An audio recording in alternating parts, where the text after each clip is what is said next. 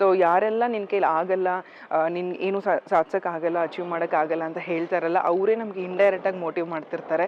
So ನನ್ನ ಕೈಲಿ ಆಗುತ್ತೆ ಅಂತ ನಾವು ಅಂದ್ಕೊಳ್ಳೋದಕ್ಕೆ ನಮಗೆ ಪ್ರೂವ್ ಮಾಡ್ತಿರ್ತಾರೆ. ಸೊ ಯಾರೆಲ್ಲ ನನ್ನ ಇನಿಷಿಯಲ್ ಕೆರಿಯರ್ ಸ್ಟೇಜಸಲ್ಲಿ ಡಿಮೋಟಿವೇಟ್ ಮಾಡಿದ್ದೀರಾ, ನನ್ನ ಬಗ್ಗೆ doubt ಪಟ್ಟಿದ್ದೀರಾ, thank you.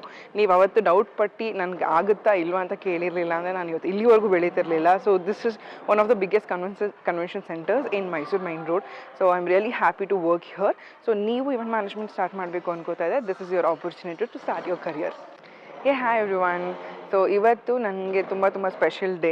One of my ಡ್ರೀಮ್ ಡೆಸ್ಟಿನೇಷನ್ಸಲ್ಲಿ ನಾನು ವರ್ಕ್ ಮಾಡ್ತಾ ಇದ್ದೀನಿ.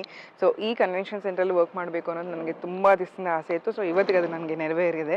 ಸೊ ತುಂಬ ಜನ ಕೇಳ್ತಿರ್ತೀರಾ, ಮ್ಯಾಮ್ ನಾವು ಒಂದು ಇವೆಂಟ್ ಮ್ಯಾನೇಜ್ಮೆಂಟ್ ಬಿಸ್ನೆಸ್ ಸ್ಟಾರ್ಟ್ ಮಾಡಬೇಕು ಹೇಗೆ, ತುಂಬ ಜನ ಡಿಮೋಟಿವೇಟ್ ಮಾಡ್ತಾರೆ, ಲೈಕ್ ಗರ್ಲ್ಸ್ಗೆ ಆಗಲ್ಲ ಅಂತ ಹೇಳ್ತಾರೆ ಅಂತ.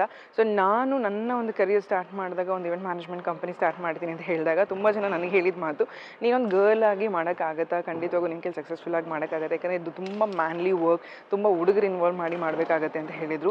ಸೊ ಈ ಇವೆಂಟ್ ನಾನು ಎಂಗೇಜ್ಮೆಂಟಿಂದ ಇಲ್ಲಿವರೆಗೂ we been working for continuously 5-6 days. So ಆದರೂ I am really happy, satisfied with my work. ನಾನು ಏನು ಮಾಡ್ತಾ ಇದ್ದೀನಿ ಅದ್ರ ಬಗ್ಗೆ ನನಗೆ ತುಂಬ ಖುಷಿ ಇದೆ.